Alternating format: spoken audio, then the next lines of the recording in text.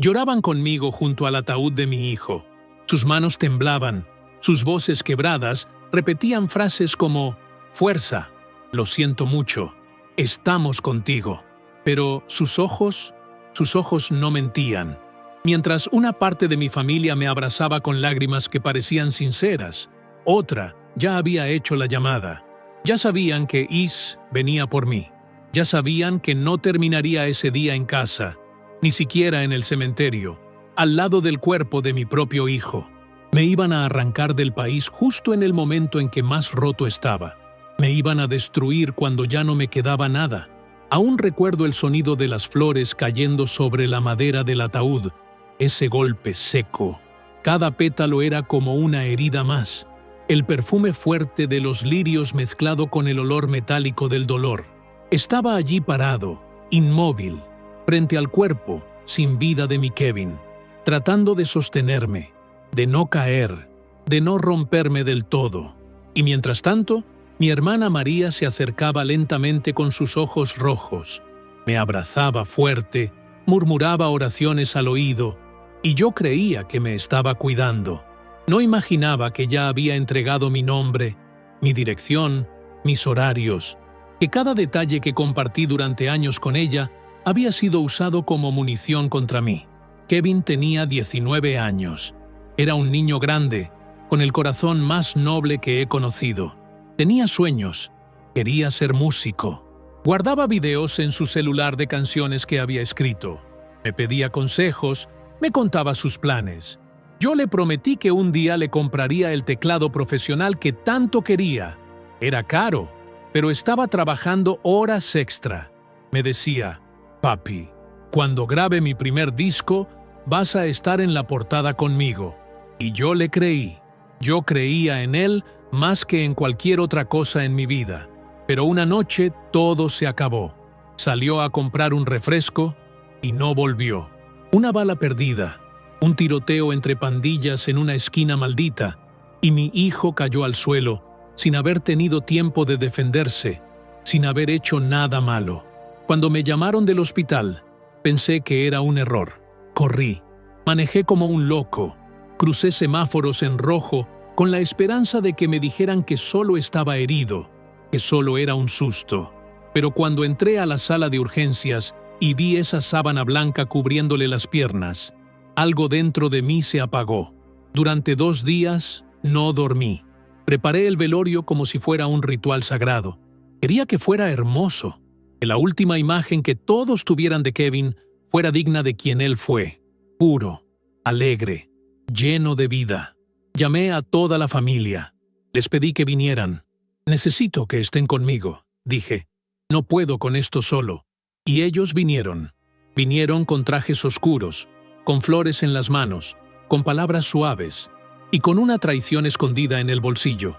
En la mañana del velorio, mientras me afeitaba frente al espejo, me vi envejecido de golpe. Tenía las ojeras hundidas, los ojos apagados, las manos temblorosas. Me puse la camisa blanca que Kevin me regaló para Navidad. Me peiné con el mismo cuidado que lo hacía cuando él era niño y tenía conciertos escolares, porque quería que ese día mi hijo me viera fuerte, que supiera, desde donde estuviera, que yo seguía de pie, que su papá no se rendía. No sabía que esa sería la última vez que me vestiría con libertad. Cuando llegamos a la sala del funeral, todo parecía un sueño gris. Había fotos de Kevin en las paredes, velas encendidas, una música instrumental que apenas se escuchaba. Me acerqué al ataúd, lo toqué, le hablé bajito, le dije que lo amaba, que me perdonara por no haber podido protegerlo, que me esperara. Sentí los hombros de mi hermana detrás de mí, sentí su mano sobre la mía y lloré. Lloré como nunca antes había llorado. Fue entonces cuando lo vi, un hombre alto, traje oscuro, expresión seria, cruzando la puerta. Otro detrás de él. No eran de la funeraria, no traían flores, no saludaron a nadie, caminaban directo hacia mí. Uno de ellos sacó una credencial. «Antonio Miguel Reyes», dijo. «Tenemos una orden de detención emitida por ICE». Pensé que era una broma cruel. Pensé que era un error. Dije que estaban locos.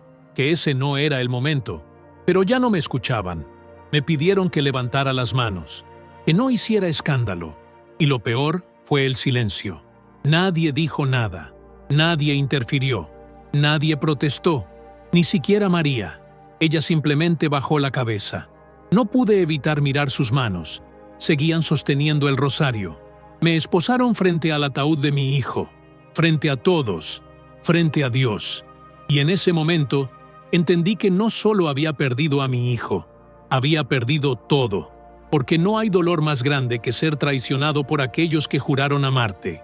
Porque cuando te arrancan del país que construiste con sudor, justo cuando estás enterrando lo único que te queda, lo que te queda no es solo tristeza, es vacío, es incredulidad, es rabia, es una soledad tan profunda que ya no se siente en el cuerpo, sino en el alma.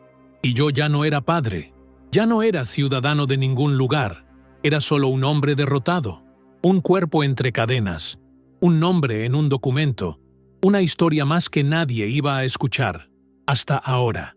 Mi nombre es Antonio Miguel Reyes. Tengo 44 años y viví más de 20 años en Estados Unidos, en Long Beach, California. No era nadie importante, ni buscaba serlo. Era un pintor, un trabajador más de esos que se levantan antes del sol y regresan a casa cuando ya no queda luz.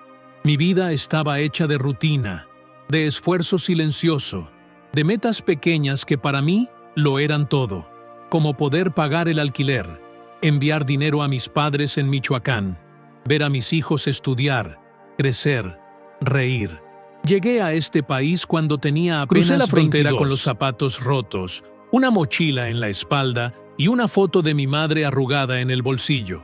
Recuerdo cada paso en el desierto, cada noche sin dormir en ese cuarto que compartíamos 8 hombres, el primer trabajo limpiando techos con un patrón que apenas me hablaba, pero me pagaba puntual.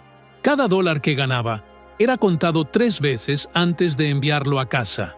No comía bien, no salía, no tenía lujos, pero cada mes, sin falta, enviaba algo, aunque fueran $100, aunque me quedara sin nada. Con el tiempo, conseguí mejores trabajos, pintura residencial, empecé como ayudante, luego logré tener mis propios contratos, nunca sin papeles, nunca sin miedo, pero aún así, construí algo. No tenía una casa propia, pero tenía un apartamento modesto donde mis hijos podían dormir tranquilos. No tenía seguro médico, pero sabía cómo ahorrar para emergencias. No tenía vacaciones, pero sí tenía domingos de parque con Kevin y mis 2 hijos menores. Esos eran mis lujos. Esos momentos simples en los que podía sentir que todo el sacrificio valía la pena. Kevin, mi hijo mayor, era mi reflejo. El mismo carácter, la misma risa tímida. Él nació allá, en California. Era ciudadano. Tenía todos los derechos que yo no tenía.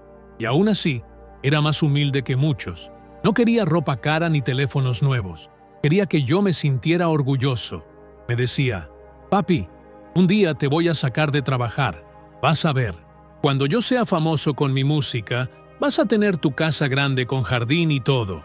Y yo le creía. Le creía porque él tenía un corazón que no cabía en el pecho. Vivíamos en un barrio tranquilo, aunque ya se sentían las tensiones. Últimamente, el ambiente en la comunidad había cambiado. Después de las elecciones, el miedo se respiraba en las calles. Las redadas aumentaban. La gente dejaba de ir a trabajar. Yo no. Yo seguía saliendo todos los días, porque si no trabajaba, no comíamos. Porque si me escondía, ¿qué le enseñaba a mis hijos? Les decía que no había que tener miedo, pero por dentro, cada vez que salía, me despedía de ellos como si fuera la última vez. Nunca pensé que el peligro vendría desde adentro, que quienes un día me llamaban hermano, cuñado, tío, serían los mismos que pondrían mi nombre en la boca de agentes migratorios. Pero así fue, y eso es lo que más duele, porque uno puede protegerse del mundo allá afuera, puede andar con cuidado, no meterse en problemas, mantenerse en silencio. Pero, ¿cómo se protege uno de su propia sangre? Mi hermana María era mi confidente. Con ella hablaba de todo. Le contaba sobre mis jornadas de trabajo, sobre mis hijos, sobre mis sueños. Le mandaba fotos del apartamento cuando compré mi primera cama nueva. Le conté cuando me ofrecieron pintar un mural en la escuela de Kevin. Ella siempre decía estar orgullosa. Me pedía ayuda económica y yo nunca decía que no. Cuando su hijo se enfermó, le mandé dinero. Cuando quiso arreglar el techo de la casa de nuestros padres, también. Aunque a veces no tenía, siempre buscaba la forma. Pero nunca hubo un gracias. Solo más pedidos, más demandas. Y con el tiempo, las llamadas cambiaron. Ya no eran para saber cómo estaba. Eran para preguntar cuándo iba a enviar más. Yo trataba de justificarla. Pensaba que quizás estaba pasando por momentos difíciles, que no quería preocuparme, que su forma de pedir era su manera de confiar. Pero ahora sé que, desde hace mucho, su cariño venía con condiciones, que su apoyo tenía un precio, y que mi desgracia sería, para ella, una oportunidad. Aún me cuesta entender cómo alguien puede mirar a los ojos de un hermano en medio del funeral de su hijo y al mismo tiempo cargar en su teléfono los datos de una denuncia migratoria. ¿Cómo puede combinar el llanto con la traición? ¿Cómo puede abrazar y al mismo tiempo apuñalar? Pero eso pasó, y lo hizo alguien que yo amaba, alguien que conocía mi vida mejor que nadie. Mi historia no es única. Hay miles como yo, hombres y mujeres que cruzaron una frontera por necesidad y que luego fueron traicionados no por extraños, sino por aquellos a quienes más ayudaron, que dedicaron su vida entera a sostener a otros y fueron recompensados con el silencio, el abandono, el desprecio. Pero esta historia tiene que ser contada, porque detrás de cada deportación hay una historia humana, un rostro, una vida, un padre que perdió a su hijo, un trabajador que construyó en silencio, un hombre que solo quería quedarse para despedirse, y ni eso le permitieron. Fue una tarde cualquiera, una de esas que uno nunca piensa que va a recordar por el resto de su vida. Kevin había salido apenas unos minutos antes. Estaba feliz. Llevaba puesto su suéter favorito, ese gris con letras rojas que había usado en la graduación del primo, y tenía en la mano una pequeña lista con las cosas que íbamos a necesitar para preparar tacos esa noche. Íbamos a cenar juntos. Yo había terminado un trabajo grande esa semana y por fin podía darme el lujo de comprar carne buena, tortillas frescas, aguacate. Íbamos a ver una película los tres. Un viernes común, un viernes feliz, hasta que el mundo se partió en dos. Escuché los disparos a lo lejos. 3, luego una pausa, luego 4 más. En nuestro barrio eso ya no sorprendía tanto. Últimamente se hablaba de peleas entre pandillas, ajustes de cuentas, problemas con narcos. Pero siempre era en otra calle, en otra cuadra, con otras víctimas. Yo cerré la ventana, murmuré una oración y seguí cortando los tomates. Nunca imaginé que esta vez la sangre tenía mi apellido. La llamada llegó a los 15 minutos. Número desconocido. Voz de hombre. ¿Es usted el padre de Kevin Reyes? Me congelé. Dije que sí. Su hijo ha sido herido. Está en el hospital del condado. Venga lo antes posible. El celular cayó de mi mano. El cuchillo rodó por la mesa. No recuerdo haber tomado las llaves ni haber cerrado la puerta. Solo recuerdo manejar sin pensar, con el corazón en la garganta y el alma apretada. Cada semáforo era una tortura, cada segundo una eternidad. Y en mi mente solo una imagen, la sonrisa de Kevin esa mañana. Cuando llegué al hospital, me hicieron esperar. Me sentaron en una sala blanca con olor a desinfectante y paredes llenas de carteles con información médica. No había música, no había ruido, solo una enfermera que me miraba con lástima desde el escritorio.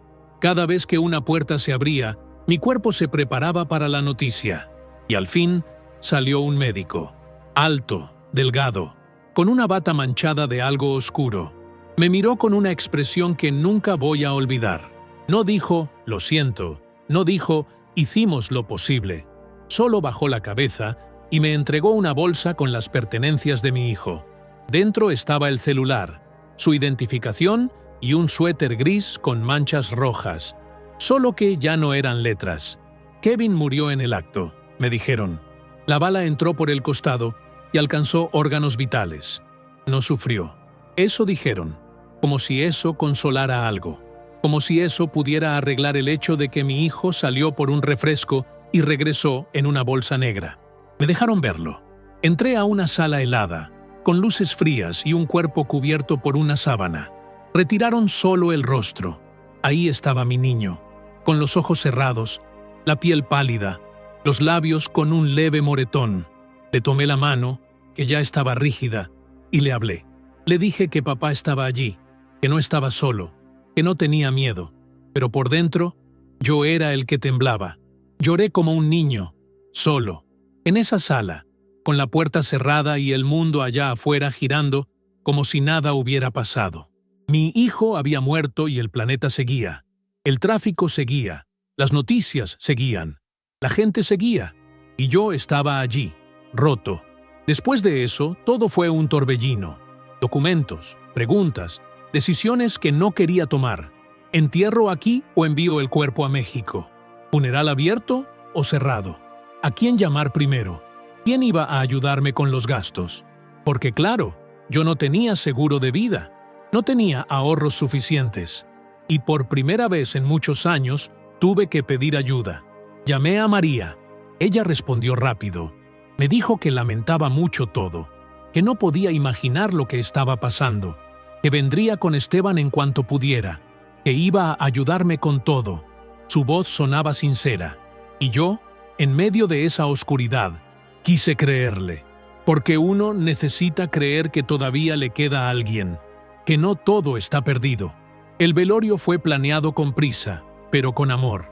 Puse fotos de Kevin desde niño, su primer día en la escuela, su cumpleaños con piñata, el día que ganó un concurso de ciencias. Puse su música sonando bajito, esas canciones que él había grabado con su guitarra, y puse flores, muchas flores, porque Kevin amaba el olor de las flores frescas. Decía que le recordaban la casa de la abuela en Michoacán. Los vecinos vinieron, los amigos también, sus compañeros de escuela, los maestros, incluso algunos padres que apenas conocía. Todos querían decir algo, dar un abrazo, dejar una nota. Yo estaba en automático. Agradecía, lloraba, me sentaba, me volvía a levantar. Solo cuando llegó María sentí algo diferente. Ella me abrazó fuerte, lloraba, tenía los ojos hinchados. Me trajo una vela con una dedicatoria y me ayudó a organizar los arreglos. Esteban también llegó con traje oscuro. Ayudó a cargar sillas, hizo café para los invitados. Todo parecía sincero, pero había algo que no encajaba. No lo noté después de un rato. Empecé a ver pequeños detalles. María evitaba quedarse sola conmigo. Esteban salía constantemente del salón para hacer llamadas. Cuando le pregunté con quién hablaba, me dijo que era con el trabajo, pero su mirada estaba inquieta, como si supiera algo que yo no. En un momento, fui al baño a lavarme el rostro. Estaba agotado. Frente al espejo, vi mis ojos rojos, mi piel gris. Me incliné sobre el lavabo y respiré hondo. Entonces, escuché una voz detrás de la puerta. Era Esteban. Estaba al teléfono. Dijo algo como: «Sí, está aquí. Es el momento ideal». Luego silencio. Luego pasos. Salí del baño, pero ya se había ido. No quise pensar mal. Pensé que quizás estaba organizando alguna sorpresa. Quizás estaban preparando algo para honrar a Kevin. Me aferré a esa idea, porque pensar otra cosa era insoportable. No sabía que, mientras yo lloraba a mi hijo, ya estaban preparando mi caída. María tenía todos mis datos. Sabía dónde trabajaba. Sabía mis horarios, mi dirección. Sabía que no tenía papeles. Sabía que, con una llamada, podía hacerme desaparecer. Y lo hizo. Lo hizo mientras el cuerpo de mi hijo aún estaba en la sala, mientras la gente encendía velas, mientras el sacerdote decía oraciones. Cuando los agentes llegaron, no los reconocí al principio. Eran dos hombres serios, bien vestidos. Pensé que eran amigos de algún vecino. Caminaban directo hacia mí. Me llamaron por mi nombre completo. Me pidieron que saliera un momento. Y cuando salimos, sacaron una placa. Me esposaron en la acera frente al funeral, frente a todos. Y nadie hizo nada. Ni un grito, ni una protesta, ni un «esperen, está de duelo». Solo el sonido de las esposas, solo el eco de las pisadas en el suelo, solo el silencio. Y mi hijo seguía allí, en su ataúd, esperando su última despedida. Una despedida que yo no pude darle, porque mientras él se iba, yo también empezaba a desaparecer. No recuerdo mucho del trayecto. Solo sé que me subieron al vehículo sin darme tiempo de entender nada. Mis piernas temblaban. Mi corazón palpitaba tan fuerte que sentía que se iba a salir del pecho. Uno de los agentes me dijo que no tenía derecho a resistirme, que ya había una orden emitida, que no había vuelta atrás. Lo dijo con una frialdad profesional, como si no estuviera llevándose a un hombre que acababa de perder a su hijo, como si yo fuera simplemente un número más en su lista. Nadie me preguntó si había alguien que pudiera cuidar del cuerpo de Kevin, si tenía familia, si necesitaba hacer una llamada. Solo me esposaron, me empujaron al asiento trasero y cerraron la puerta. Desde la ventana del vehículo vi el salón funerario alejarse, las luces, las flores, la gente, y en el centro, el ataúd de mi hijo. Lo vi por última vez desde lejos, y lloré en silencio.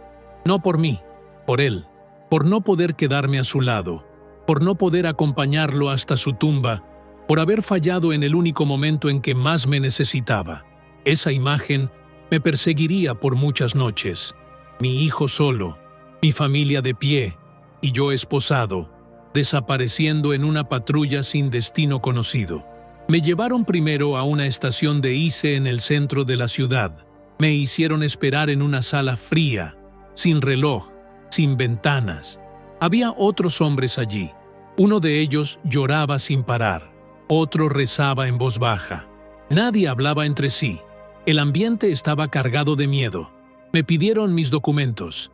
Les dije que no tenía. Me tomaron fotos, huellas y me asignaron un número. En ese momento dejé de ser Antonio. Pasé a ser un expediente, una carpeta, algo que podía ser archivado, deportado, olvidado. Horas más tarde, fui trasladado a un centro de detención más grande, en las afueras de la ciudad. Me quitaron mis pertenencias, mi cinturón, mis cordones, mi reloj. Me entregaron un uniforme anaranjado. Y me metieron en una celda con otros 3 hombres. Ninguno hablaba, solo nos mirábamos. Y en esas miradas había historias, dolor, resignación. Yo apenas podía mantenerme en pie. No había dormido, no había comido. Solo pensaba en Kevin. ¿Ya lo habrían enterrado? ¿Quién estuvo con él? ¿María? ¿La misma que me entregó? ¿Cómo pudo? Intenté convencerme de que debía haber un error, que esto se solucionaría, que si explicaba mi situación, alguien entendería. Le pedí a un guardia hablar con un abogado. Me miró sin responder. Otro día, me dijo, me acosté esa noche en una litera dura, con una manta áspera y una almohada tan fina que apenas se sentía. No pude cerrar los ojos. Cada vez que lo intentaba, veía a Kevin, su cara en el hospital, su cuerpo inmóvil, el ataúd alejándose por la ventana. Me dolía el pecho, me ardían los ojos, y por dentro, un solo pensamiento. ¿Cómo pudo hacerlo mi hermana? A los 2 días, finalmente pude hablar con una abogada voluntaria. Se llamaba Laura. Tenía el rostro cansado, pero los ojos bondadosos.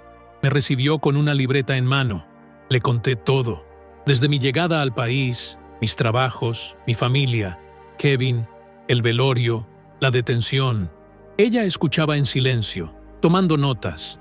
A veces alzaba la vista, con expresión incrédula. Al terminar, hizo una pausa larga. Luego me dijo que mi caso era complicado, que el hecho de haber sido denunciado por alguien cercano le daba peso a la acusación, que necesitábamos probar que tenía raíces profundas en el país, que no era un riesgo, que había vivido una vida honorable. Le pregunté si era posible saber quién me había denunciado. Ella dijo que las denuncias eran anónimas, pero que algunas veces el nivel de detalle revelaba al denunciante. Sacó una copia del informe. Y ahí estaba, mi nombre completo, mi número no oficial de seguro social, mi dirección exacta, el nombre del restaurante donde trabajaba, incluso el horario en que solía salir. Me miró y dijo, esto no lo pudo haber hecho un extraño. Y yo ya lo sabía. Solo María tenía esa información. Solo ella conocía esos detalles. Solo ella sabía que ese día estaría ocupado con el velorio. Solo ella tenía motivos suficientes para esperarme vulnerable. Me quebré en ese momento, no de rabia, porque hasta entonces me aferraba a la idea de que había sido un error, un malentendido. Pero no, fue ella, fue mi hermana, mi sangre, la que había compartido conmigo la infancia, los secretos, los sueños de salir adelante. Ella me había traicionado. Le conté todo a Laura, que la había ayudado durante años, que envié dinero cada mes, que pagué la operación de su hijo, los arreglos de la casa de nuestros padres, que nunca le dije que no, que incluso en mis peores momentos siempre encontré forma de apoyarla. Laura cerró su libreta. Me dijo que haría todo lo posible, pero que no podía prometer nada. Tu caso es doloroso, dijo, y eso puede ayudarnos, pero el sistema no tiene corazón. Regresé a la celda esa noche con una mezcla de emociones. Estaba cansado, vacío, pero también comenzaba a sentir algo más. Claridad. Ya no estaba confundido. Ya no me preguntaba quién. Ya no tenía dudas. Y aunque dolían certezas, al menos eran reales. Los días siguientes pasaron lentos. Me acostumbré al ritmo del centro. Desayuno insípido a las 6, revisión a las 7, horas interminables de encierro, una llamada corta cada 3 días. Intenté contactar a mis padres en México. Mi madre atendió. Su voz sonaba distante. Le pregunté si sabía lo que había pasado. Me dijo que María les había contado que yo me había entregado por voluntad propia, que estaba cansado, que quería regresar. Me quedé en silencio. Ella me preguntó si era cierto, y no supe qué decir. ¿Cómo se le explica a una madre que su hija ha traicionado a su otro hijo? Le pedí que cuidaran de Kevin, que por favor, alguien le llevara flores, que no lo dejaran solo. Ella prometió que lo haría. Me dijo que mi padre estaba enfermo, que todo esto lo había afectado. Luego cambió de tema. Me preguntó si necesitaba dinero. Quise decirle que sí, pero no podía. Me despedí rápido y colgué con una sensación amarga. La verdad es que había empezado a perder la fe en el sistema, en la familia, en la justicia. Había dado todo. A cambio, me quedaba sin nada. Pero entonces pasó algo. Una noche, uno de los guardias me llamó por mi nombre.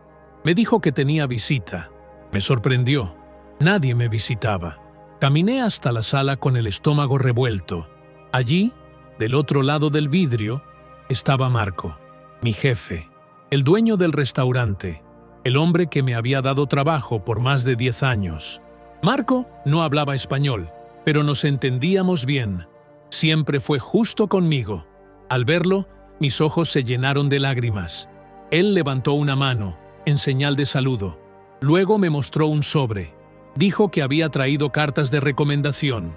Una de él, otra de los clientes, otra de su esposa. Dijo que iba a hablar con la abogada, que no me iba a dejar solo. Y ahí, por primera vez en semanas, sentí algo distinto. No esperanza, pero sí humanidad. No justicia, pero sí compañía. Porque cuando el mundo se derrumba, a veces basta con una mano del otro lado del vidrio para recordarte que todavía existes, que todavía vales algo, que todavía no está todo perdido. Mi historia no empezó el día que me arrestaron, ni siquiera el día que perdí a Kevin. Mi historia empezó mucho antes, cuando decidí dejar mi tierra, mi gente, mi idioma, y cruzar una frontera buscando algo que no podía encontrar en México: la posibilidad de un futuro, no una vida de lujos, no una mansión ni carros del año, solo dignidad, trabajo, un espacio donde mis hijos pudieran crecer sin miedo, donde sus sueños no tuvieran que esconderse detrás de una reja o de una deuda impagable.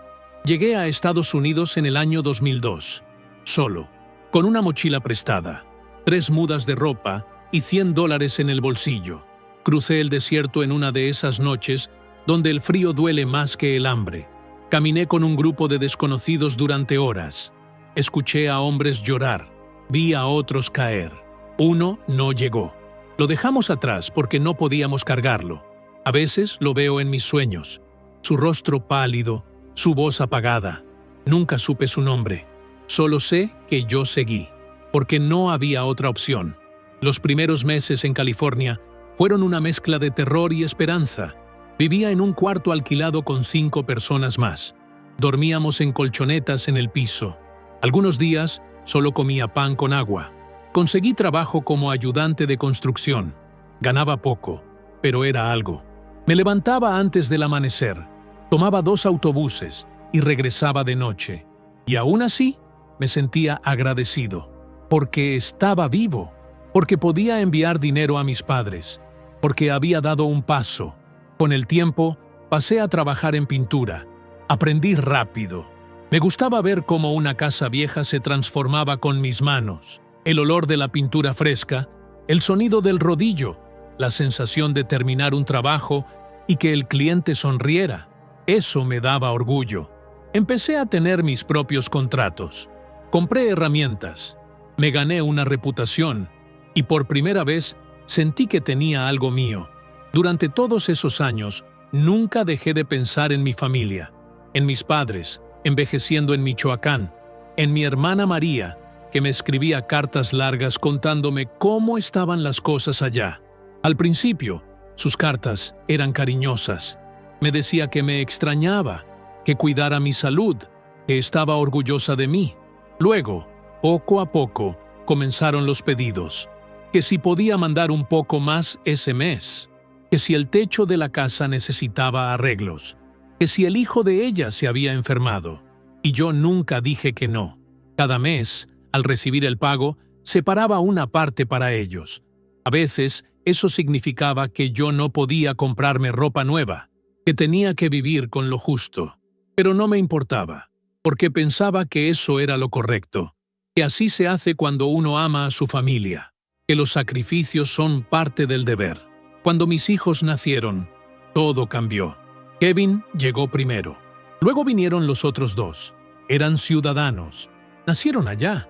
Tenían derechos que yo nunca tuve, y eso me daba paz.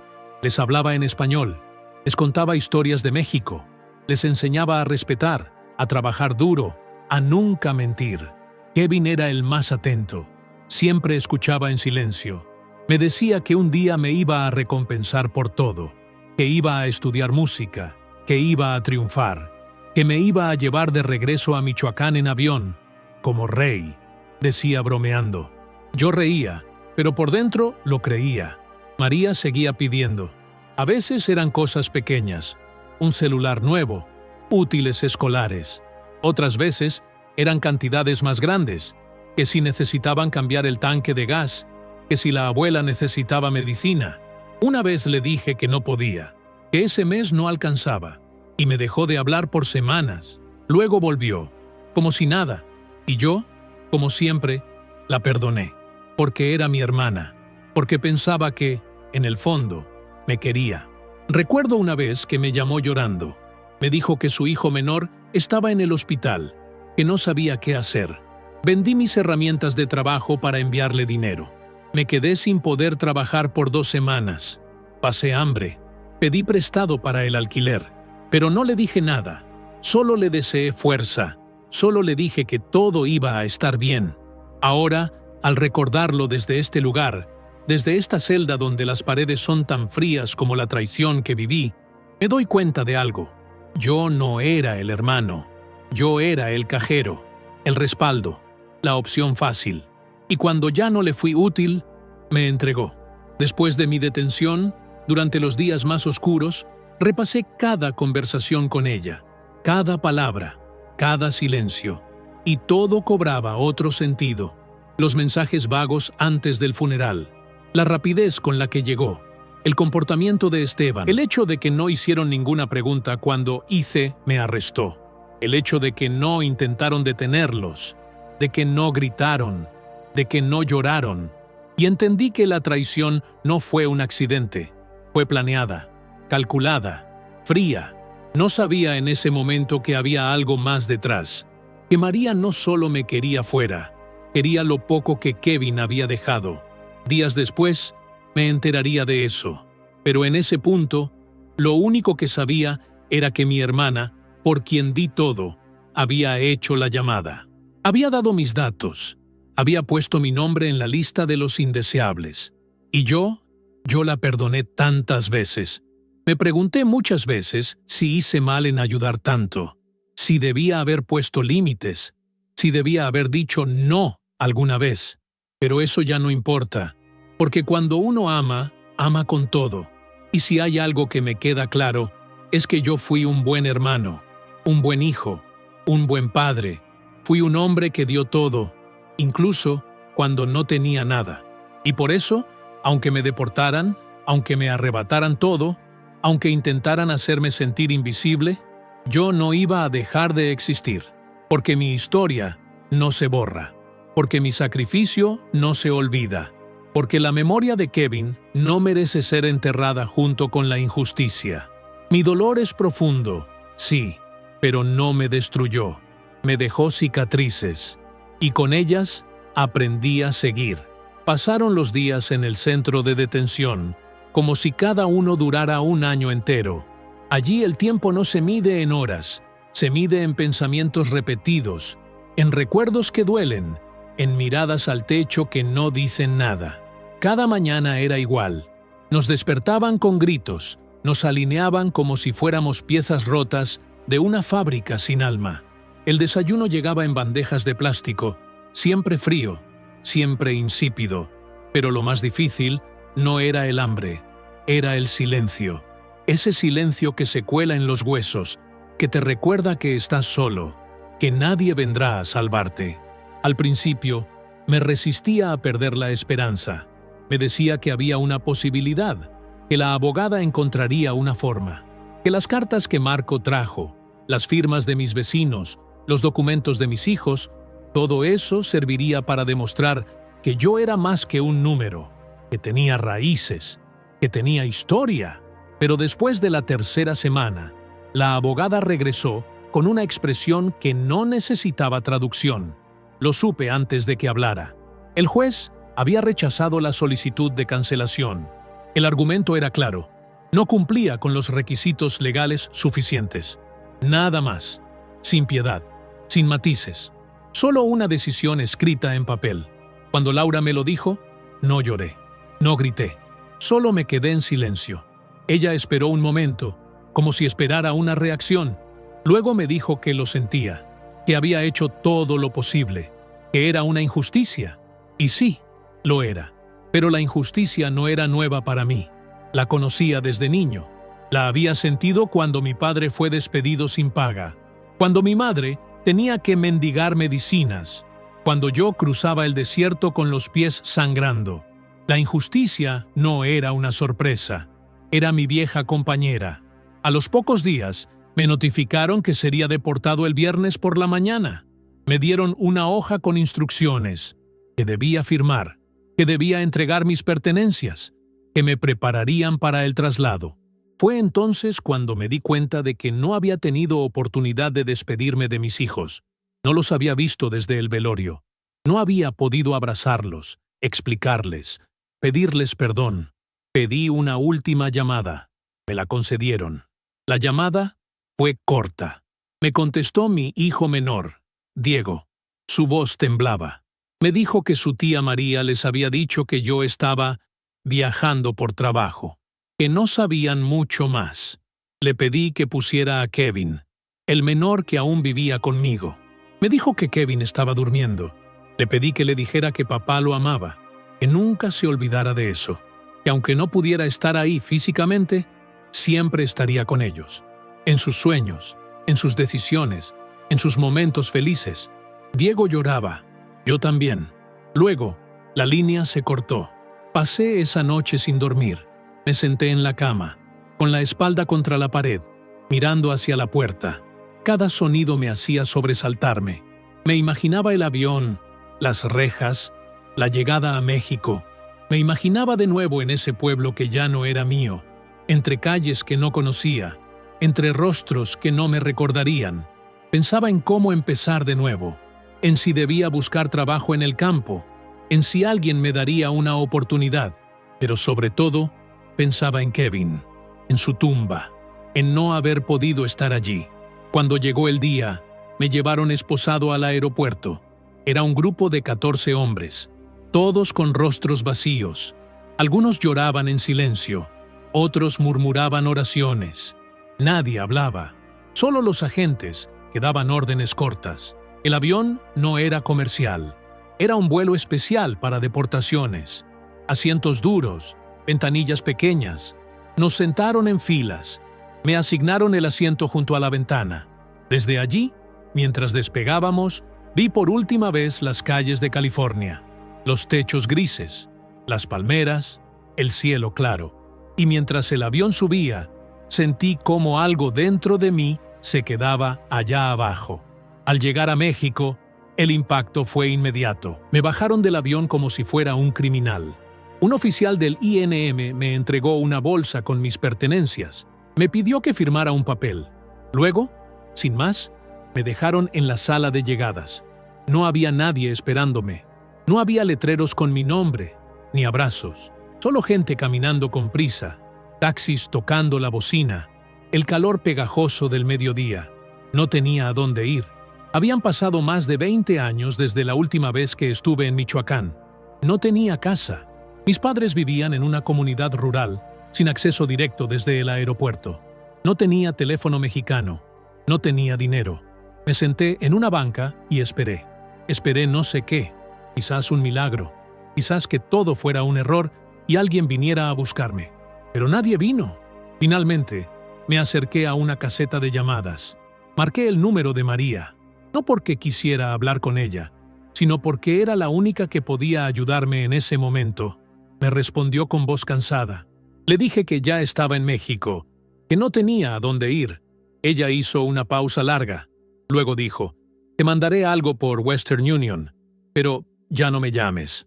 Esa fue la última vez que escuché su voz. Recibí el dinero. Pagué un autobús hacia el pueblo de mis padres. Llegué de madrugada. La casa estaba casi igual, vieja, con pintura descascarada. La luz del porche parpadeaba. Toqué la puerta. Mi madre abrió. Me abrazó fuerte. No dijo nada. Solo me miró con ojos tristes. Mi padre estaba en una silla de ruedas. Tenía la mirada perdida. No me reconoció. Esa noche dormí en el cuarto donde crecí. La cama crujía. Las paredes tenían humedad. En el techo había una telaraña. Pero dormí. Por primera vez en semanas, dormí. Desperté al amanecer. Salí al patio. Escuché el canto de los gallos. Olí la tierra mojada. Y lloré. No de tristeza, ni de rabia. Lloré porque, a pesar de todo, estaba vivo. Porque, aunque me habían quitado a mi hijo, mi casa, mi país adoptivo, mis derechos, aún respiraba. Y mientras respirara, aún podía contar mi historia. Los primeros días en Michoacán fueron como caminar por un sueño roto. La gente del pueblo me miraba con curiosidad, pero también con cierta distancia. Algunos recordaban vagamente al muchacho que se fue al norte. Otros no sabían quién era. Me convertí en una sombra silenciosa que se movía entre calles polvorientas y recuerdos a medio borrar. Cada rincón parecía igual, pero nada era como antes. Porque no era el pueblo lo que había cambiado, era yo. El hombre que regresó ya no era el mismo que se había ido. Había dejado partes de sí en cada frontera, en cada trabajo, en cada lágrima derramada por teléfono. Y la parte más grande, la más dolorosa, se había quedado enterrada junto a Kevin. Intenté adaptarme. Me levantaba temprano, ayudaba a mi madre con lo que podía. Mi padre apenas hablaba. Pasaba las tardes mirando al vacío desde su silla de ruedas. Mi madre era fuerte, pero sus manos temblaban. No tenían ingresos estables. Vivían con lo justo.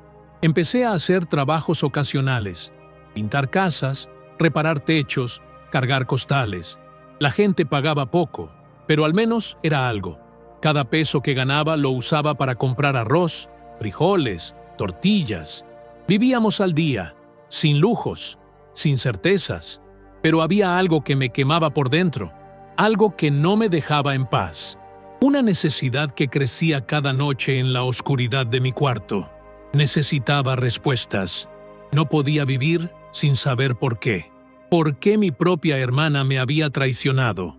¿Por qué me había entregado como si yo fuera un enemigo? ¿Por qué me quitó no solo mi libertad, sino también la oportunidad de enterrar a mi hijo? Necesitaba mirarla a los ojos, escuchar de su boca la verdad, aunque me doliera. Un día reuní el valor, pedí prestado un celular a un vecino y marqué el número de María. Volví a marcar. No contestó. Lo hizo un adolescente. Era su hijo. Le pedí que me pasara a su madre. Me dijo que no estaba. Le pedí que le dijera que necesitaba hablar con ella, que era urgente. Colgó sin responder. Pasaron 2 días. Luego, una mañana, el celular sonó. Era ella. Su voz sonaba tensa. Le dije que no la llamaba para gritarle, ni para reclamarle. Solo quería saber la verdad. Necesitaba entender qué la llevó a hacer lo que hizo. Hubo silencio del otro lado. Luego respiró hondo y dijo: «Antonio, tú no entiendes. Tú allá vivías bien, pero aquí no tenemos nada. Yo necesitaba el dinero que Kevin dejó, y legalmente tú no podías reclamarlo. Si te deportaban, yo podía quedarme con todo. Pensé que era lo mejor para todos. Tú no ibas a volver. Nunca estuviste aquí. Nunca viste cómo sufrimos». Sus palabras me golpearon como puñetazos al pecho. Ella no hablaba con odio. Hablaba con una frialdad resignada, como quien justifica un robo, como quien le pone lógica a la traición. Le pregunté si alguna vez pensó en Kevin, en lo que él hubiera querido. Me dijo que Kevin ya estaba muerto, que ahora lo importante era el futuro de los que quedaban vivos. Quise gritar, pero no pude. Solo colgué. Esa noche no dormí. Caminé hasta la entrada del pueblo. Me senté en una banca. Miré el cielo estrellado.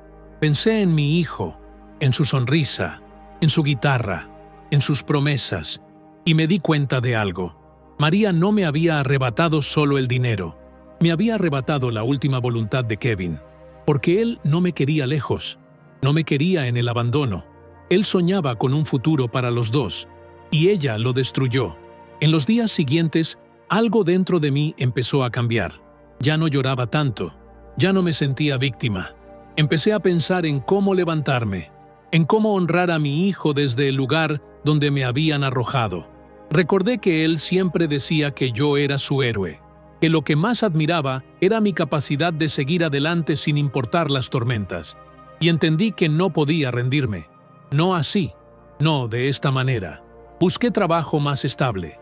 Me ofrecí como maestro de pintura en una escuela técnica del pueblo vecino. Al principio dudaron, pero cuando vieron mi experiencia, me aceptaron. Empecé a enseñar a jóvenes cómo preparar una superficie, cómo mezclar colores, cómo manejar un rodillo. Algunos no sabían ni sostener una brocha, otros tenían talento natural. Poco a poco, empecé a ver sus progresos, y en cada trazo, en cada muro pintado, yo sentía que dejaba un pedacito de mi historia. También comencé a escribir. No sabía cómo hacerlo bien, pero necesitaba sacar todo lo que tenía dentro. Escribía cartas a Kevin, cartas que nunca enviaría, pero que me ayudaban a sanar. Le contaba mis días, mis miedos, mis recuerdos. Le pedía perdón por no haber estado ahí. Le prometía que iba a seguir luchando, que su muerte no sería en vano. Un día, un alumno me preguntó por qué pintaba con tanta tristeza. Le dije que cada color llevaba una parte de mi vida, que algunos muros no se pintan con brocha, sino con alma. Y entonces supe que mi historia, aunque marcada por el dolor, podía servir para algo más. Podía ser testimonio, podía ser semilla, podía ser resistencia, porque en medio de tanta injusticia seguía de pie. Y si yo podía, otros también. Decidí compartir mi historia con una organización que ayuda a deportados. Me entrevistaron, escucharon cada detalle. Me dijeron que mi testimonio podía ayudar a visibilizar la crueldad del sistema, a mostrar que detrás de cada deportado hay una historia humana. Me invitaron a hablar en un evento, Al principio dudé, me sentía expuesto, frágil, pero luego pensé en Kevin, en cómo él habría querido que su historia sirviera para algo más que dolor. Y fui, tomé el micrófono, respiré profundo y hablé. Conté cómo llegué, cómo trabajé, cómo crié a mis hijos, cómo perdí a Kevin, cómo me traicionaron, cómo me deportaron. Había lágrimas en el público, había rabia, había empatía. Y cuando terminé, una mujer se me acercó, me abrazó y me dijo, «Gracias por no rendirte». Su historia me dio fuerza. Y en ese momento supe que, aunque me habían quitado tanto, aún me quedaba lo más poderoso de todo, mi voz. Y con ella podía reconstruirme, podía reconstruir, podía seguir. Después de aquel primer viaje de regreso a Estados Unidos, algo dentro de mí cambió para siempre. No era solo el hecho de haber pisado nuevamente esa tierra que tanto me dio y tanto me quitó, era que por primera vez lo hacía sin miedo, sin esconderme, sin temer que mi nombre estuviera en una lista, que mis pasos fueran seguidos por ojos invisibles. Crucé la aduana con un pasaporte nuevo y una visa especial para artistas, otorgada por mi participación en el proyecto cultural. Era una victoria silenciosa, pero inmensa, no para el mundo, pero sí para mí, porque era la prueba de que la vida, a veces, da una segunda vuelta. El instituto que me había invitado estaba ubicado en Santa Fe, Nuevo México, una ciudad pequeña, con una mezcla profunda de culturas, colores y silencios que parecían hablar. Al llegar, me recibieron con respeto, nada de lujos, pero sí con humanidad. Me alojaron en un pequeño estudio cerca del centro, me dieron materiales y libertad creativa. Mi misión era simple, crear un mural junto a jóvenes hijos de inmigrantes. Pero lo que parecía una tarea técnica se convirtió rápidamente en algo mucho más profundo. Era una sanación colectiva. Los jóvenes tenían entre 14 y 19 años. Algunos hablaban español, otros apenas unas palabras. Sus padres venían de México, Honduras, El Salvador. Sus miradas cargaban historias que aún no sabían cómo contar. El primer día, nadie hablaba mucho, solo me miraban, esperando instrucciones. Pero yo no quería solo enseñarles a pintar. Quería que encontraran en el color una forma de decir lo que nunca se atrevieron a gritar. Les conté mi historia. Les hablé de Kevin, de mi vida antes y después de la patrulla, del desierto, de la traición. Al principio se quedaron en silencio, pero luego, poco a poco, comenzaron a compartir también. Una chica habló de su padre que fue deportado cuando ella tenía 5 años. Un chico lloró mientras contaba cómo su madre cruzó con él en brazos. Cada uno traía una cicatriz, y juntos empezamos a convertirlas en trazos. Era como bordar una herida con colores. El mural comenzó a tomar forma. En el centro, una figura paterna con un niño pequeño sobre los hombros. A los lados, caminos de tierra, espinas, soles ardientes. En el fondo, casas modestas, platos vacíos, pero también guitarras, flores, papeles doblados con poemas y promesas. Cada joven pintaba una parte de su historia, y yo, en cada pincelada, encontraba un fragmento de mi hijo, de mí, de todos nosotros. El día de la inauguración del mural, llegaron familias enteras, gente del barrio, trabajadores, niños. Algunos lloraron, otros se quedaron en silencio mirando cada detalle. Una mujer se acercó, con lágrimas en los ojos, y me dijo, «Gracias. Este mural me recordó por qué sigo luchando por mis hijos». Y entendí, una vez más, que el arte puede ser un acto de resistencia, que pintar no es solo decorar un muro, es rescatar del olvido todo aquello que nos quisieron quitar. Durante mi estadía, recibí una llamada inesperada. Era Diego, mi hijo menor. Me decía que quería verme, que había crecido, que ahora entendía cosas que antes no comprendía, que quería perdonar, quería escuchar, quería abrazarme. Me temblaron las manos. Le dije que sí, que claro que sí, que nada en este mundo importaba más para mí que volver a verlo. Organizamos el encuentro en un parque en El Paso, Texas. Allí, por fin, después de tanto tiempo, lo vi. Ya no era el niño que dejé. Era un joven alto, con la mirada firme, pero con los mismos ojos que tenía cuando lo cargaba en mis hombros. Nos abrazamos largo, fuerte, en silencio. No había palabras suficientes para llenar el vacío de los años perdidos, pero en ese abrazo algo sanó. Me contó que había leído todo sobre mi historia, que supo lo que María había hecho, que al principio no lo entendía, que estaba confundido, pero que con el tiempo las piezas encajaron. Me pidió perdón por haberse alejado. Yo le dije que no tenía nada que perdonarle, que él era mi hijo, y que el amor que siento por él no se mancha ni se rompe, solo espera, solo resiste, solo sobrevive.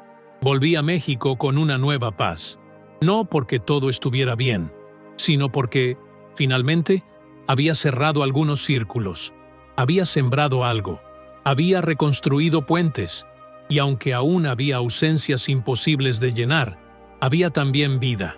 En mi pueblo, la gente empezó a buscarme para pintar murales, en las escuelas, en las iglesias, en las paredes donde antes solo había grietas. Pintábamos juntos, niños, adultos, ancianos, y en cada obra contábamos una historia, ya no solo la mía, también la de otros que, como yo, fueron silenciados, porque entendí que no hay justicia sin memoria, y yo me convertí en un sembrador de memoria. A veces me siento en la plaza del pueblo, al atardecer, miro a los niños correr, escucho el viento entre los árboles, huelo el pan dulce que sale de la panadería y pienso en Kevin, siempre en Kevin, pero ya no con el mismo dolor que antes. Ahora lo pienso como quien piensa en una estrella que no se ve, pero que siempre guía. No sé qué vendrá mañana, no sé si volveré a Estados Unidos, si lograré abrazar de nuevo a mis otros hijos, si la vida me dará más segundas oportunidades. Pero sí sé algo con certeza. No soy el mismo hombre que fue arrancado de su hijo frente a un ataúd. Soy un hombre que se levantó, que transformó su dolor en arte, su rabia en ternura, su caída en mensaje. Y si algo quiero que quede de todo esto, es lo siguiente: que nadie, jamás, permita que le quiten la voz.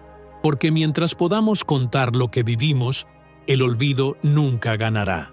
Porque mientras existan hombres y mujeres que se niegan a desaparecer, la dignidad siempre tendrá un lugar donde refugiarse. Y porque incluso en la peor oscuridad, siempre hay un muro esperando ser pintado de esperanza.